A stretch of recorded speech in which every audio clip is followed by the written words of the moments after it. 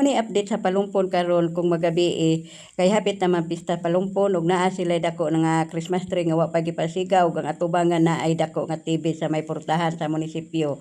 Og tan-awa daghan kaayo mga tawo nanuroy sa plaza, sa kalsada nagbaktas. Tanawa hapit ka lang na di makaagi kay daghan kay tawo nagbaktas.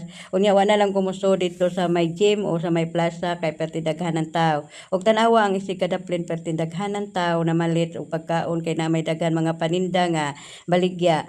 Unya na lain-lain lang klase mga baligya nga pagkaon og sa may gym perti daghanan tawo diha sa plaza sa ibabaw perti daghanan tawo karon sa Palumpon. Kay hapit na ang pista daghan na kaayo ang manuroy. Unya tan-awa daghan na kaayo mga paninda mga pagkaon lain-lain lang klase mga pagkaon.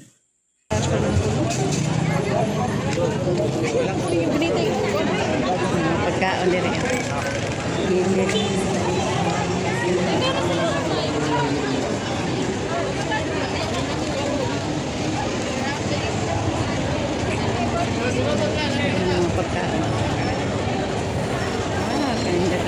Lain-lain lang klase nga nagbitay sa ibabaw sa may kalsada.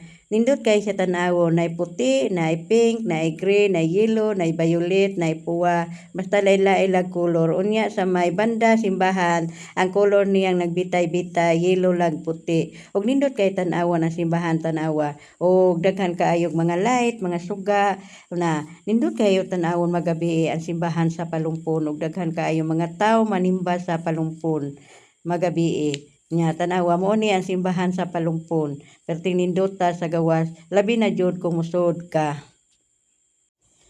Ug bisad ig magabi di ay makita jud kaayo ang nagbitay-bitay nga nindot siya tan-awon na nindot kayo tan-awon ilhan kaayo nga pista jud sa Palumpon kay perting daghan kaayo nagbitay-bitay lain-lain lang og color.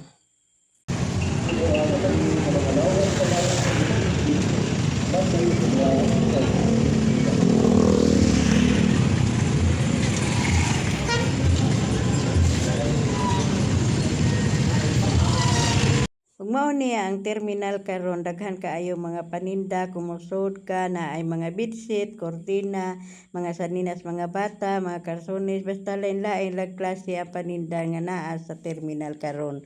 O musakay mo sakyanan anha mohunong diretso jud mo makapili dayon mo diha sa sud. Kay anha man hunong ang mga sakyanan kung manakay mo gikan mo sa Ormoc.